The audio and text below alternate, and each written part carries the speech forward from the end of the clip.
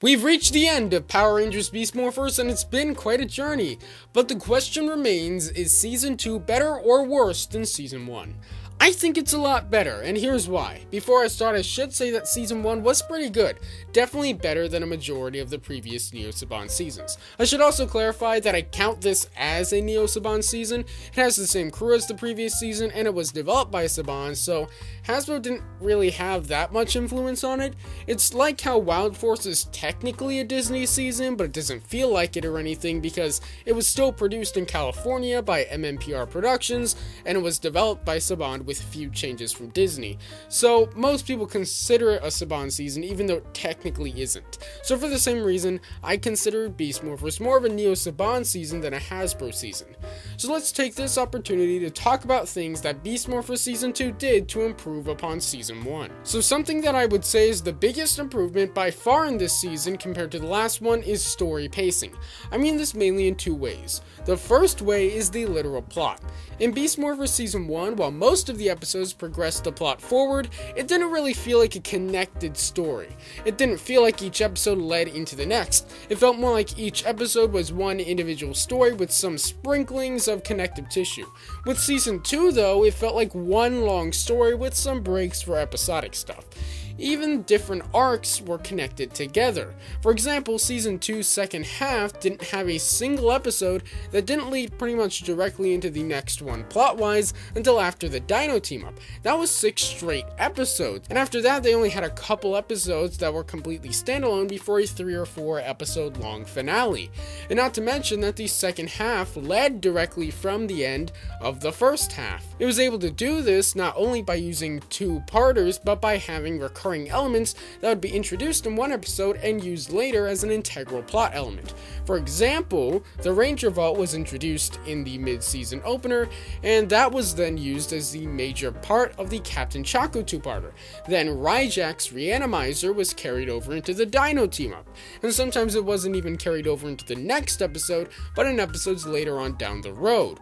You can see this when the machine from the Captain Chaco 2-parter shows up later in the Silver Switch, and when the base of the MorphX Tower, where the MorphX meets the Morphin Grid that was introduced in Grid Connection, showed up again in the finale Evox Unleashed. The other way that it felt like one long story was consistent character development. There was a feeling throughout Season 1 of Beast Morphers that each character kind of had to wait their turn to get developed. So one character would have development and then they'd stay exactly the same for like 5 episodes until they'd get a new focus episode.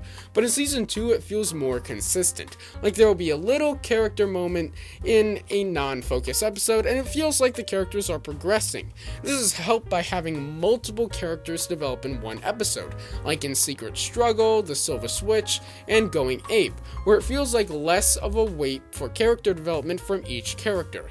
And that overall consistent character development with the plot development together really makes the season because every episode has some of each. If the episode is kind of light on connective plot tissue, it has an important character moment. And if there's not much character stuff, the story is pushed forward. So seasons that only rely on a plot have an issue where the episodes without plot connections feel out of place, but the character development here keeps it all feeling cohesive. And the character development is better than in past seasons because there are very few times when an episode will focus on a character learning a lesson that is completely unimportant to that character's core values, or learning a lesson that is important to them, but one that they'll forget later because they're supposed to relearn it later because they've run out of meaningful things to teach that character. This was an issue with past Neo Saban seasons because they were more focused on teaching lessons that are important to the kids at home than teaching lessons that made sense for each character's development and arc throughout the season. Beast Morphers Season 2 was also really good at doing connections to past seasons. And this isn't a case where I'm saying that Season 1 was bad and Season 2 wasn't, because Season 1 was clearly about introducing these rangers and villains and characters and settings.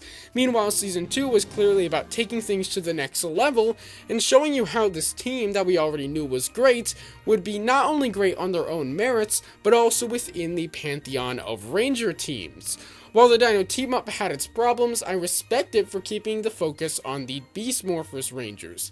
There hasn't been a single team-up besides the Dino team-up in Power Rangers that both has more than 2 teams present and keeps an adequate amount of focus on the current team. Things like Once a Ranger, Legendary Battle, and Dimensions in Danger all felt like they were all about the past Rangers once they showed up and the current team kind of faded into the background.